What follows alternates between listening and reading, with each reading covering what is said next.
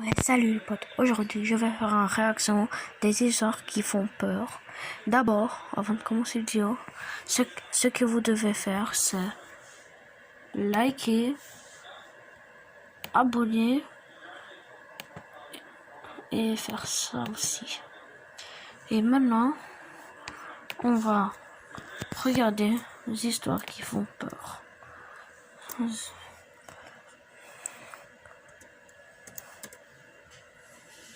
Attendez, regardez mon chat pour l'instant.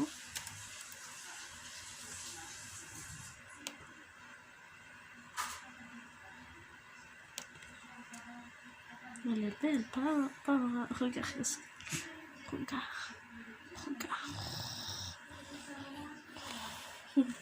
Non. Pourquoi tu veux prendre ma main, toi?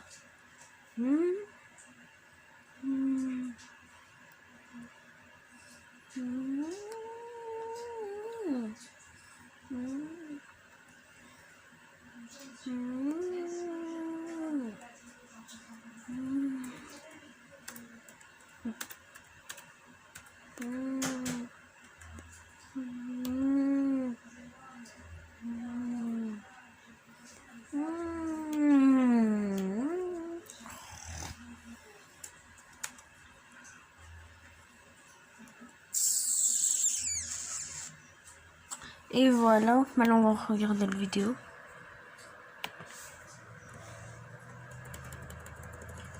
My name is Pascal. I'm 22 years old now, but this event happened 3 years ago when I was 19. It happened in the middle of the night when my parents went away for an important company. The company was kind of far away from where we lived, so I stayed home by myself while they were gone. One time, while I was at home alone, I looked out the window randomly and froze. There was a tall man, almost dressed entirely in Cache-toi. He was wearing a tuxedo and holding a fishing knife. Non, t'es mort. This guy was standing right outside of the door, looking at me. He wasn't laughing at all, and his head was twitching continuously. Sir, please get off our property, otherwise I'll call the police. I opened the window and told him. Then the man replied, "Oh, you can do that if you want, as long as you don't look away." Because of this strange attitude, I felt anxious. So I grabbed my cell phone and called the police. But when I looked out the window again, he was gone. At that very moment, I heard footsteps coming from downstairs. I suddenly remembered that I forgot to lock my car door, so it was still open. Pourquoi tu te caches I pas? thought I was gonna die at first. Ferme ta porte en But clé. then I pulled myself together. I got my bat and looked down the stairs, Ça c'est bien. trying not to make a sound. There he was just staring at me. He didn't move, but said, "I told you not to look away." A few moments later, we heard silence. The man still did not move. But then he suddenly changed his mind and walked away. I tried to swing my bat towards him, but I was so scared. I couldn't do anything except scream. The police broke down the door. One policeman tried to arrest him, and the other one tried to take the knife away from him. But the man resisted. He was strong. Even though he was outnumbered, they couldn't stop him. They threatened to shoot him in the foot, but he didn't care. Furthermore, he attacked the two policemen, and they tumbled down to the ground. I ran to one of the rooms and slammed the door shut. He kicked in the door. When the door opened, I could see his face. And I will never, ever forget that moment. However, at that very moment, the police caught him and shot his foot. Bien The guy fait. started screaming in pain. Shortly after that, he managed to jump outside of a window and disappeared. The policemen chased after him, but unfortunately, they failed to arrest him. I never saw that guy again. I'm glad that I survived that incident, but I also feel nervous that he'll come to my house again. From that day on, I always made sure I locked all the doors and windows. Oh non.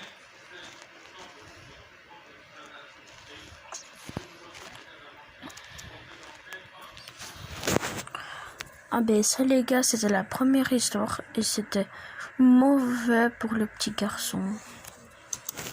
Et maintenant on va regarder le deuxième histoire. C'est une autre, mais voilà, on va le regarder. Specifically, weird stuff on the internet. There were definitely a lot of links to choose from. D'abord, pourquoi il y a un homme qui parle et il y a des filles?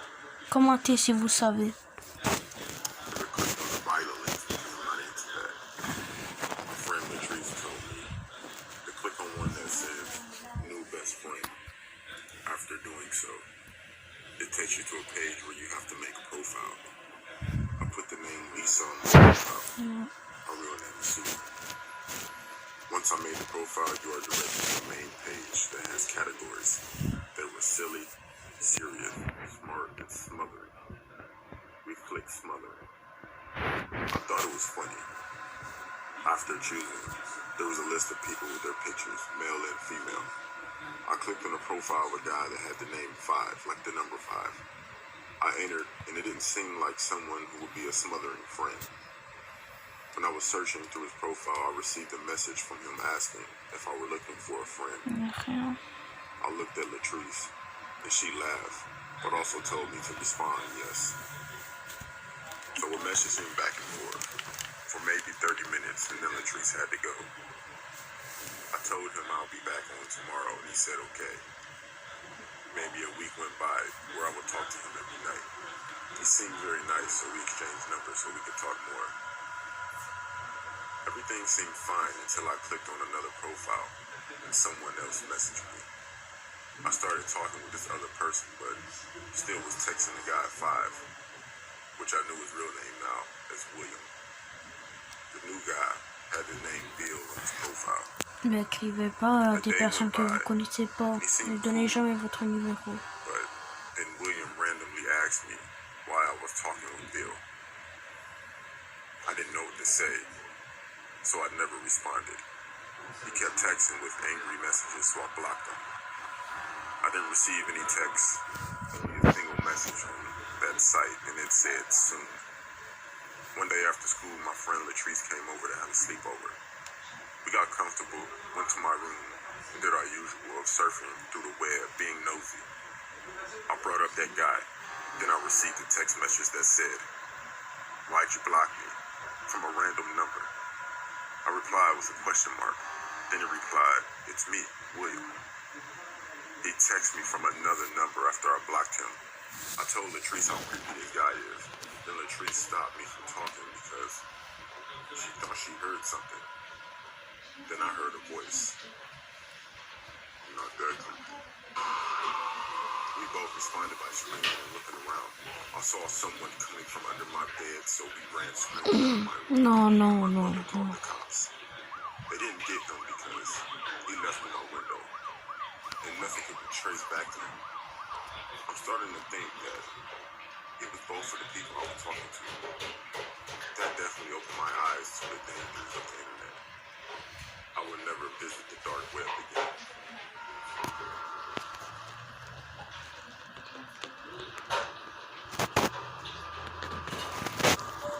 Non. A few years ago, me and my C'est pour ça que quand vous donnez les numéros à des autres personnes, ça va vous passer la même chose. Donnez pas votre numéro, s'il vous plaît. family went on our yearly holiday to Madeira, which is the birthplace of my parents. It was pretty normal for us to go annually, as our grandparents were living there. We would sleep in one of our grandparents' home, and during the day, we would go to festivals. If you do not know much about Madeira, then this story will probably give you a better idea. It's not that a physical thing occurred that holiday. It was just this nightmare that became very real for me as a child. As I said before, I was staying at my grandparents' house while in Madeira. I had a room to myself on the upper floor. It was pretty creepy since my grandmother loved Victorian-style dolls. Once I was able to fall asleep, I had a creepy dream that I can't forget. I woke up, and from my bed, I could hear movement on the floor. I looked down to see that the floor was covered in black insects, just crawling around. I could not see the almond brown wood floorboards and began to yell for help. Someone opened my door, and I saw my little brother come in, but behind him was a woman in a hideous purple dress. I never saw this woman before, but before my brother even came closer to me, I saw the woman force her hand into his back and tear out his heart. I remember screaming in the dream, and all the woman said was, "Your parents aren't here." And I woke up. I was so scared that I went into the next room where my brother should have been asleep, but because it was dark, I couldn't see him. Well, I was a dumb Il est kid. mort. My anxiety level rose even higher. I ran out, went downstairs, and none of my parents were around. I started to panic more because of what that lady in my dream said, and I started to cry even more.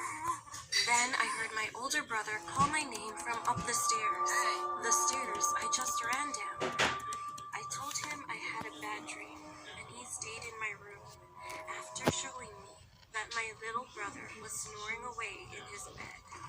The next morning, my brother told my parents how I behaved, so my mother asked me what happened. I told her about the dream with the lady in the hideous purple dress.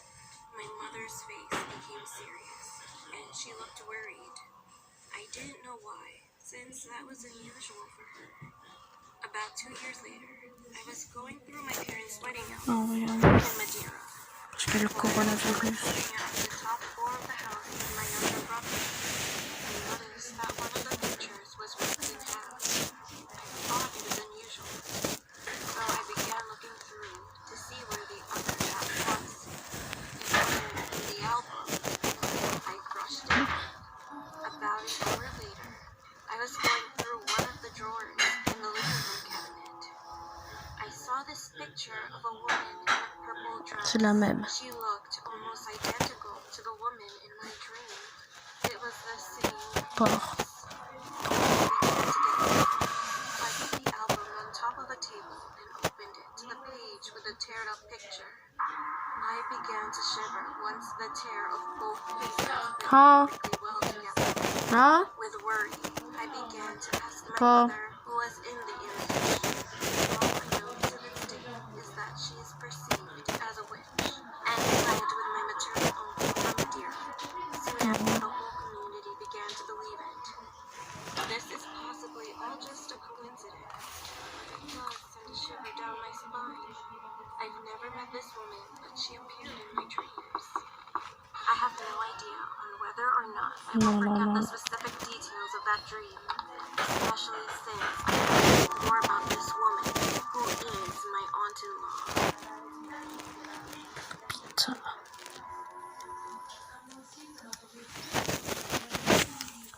Et voilà les gars, je vais pas continuer, je vais faire une autre vidéo. Ça fait au minimum 2 likes. Et après je vais refaire. Je vais recontinuer ça et je vais vous voir dans une autre vidéo sur ça. Si vous voulez le voir même, écrivez ça. Voilà. Attends, je vais le mettre. Voilà. Et au revoir.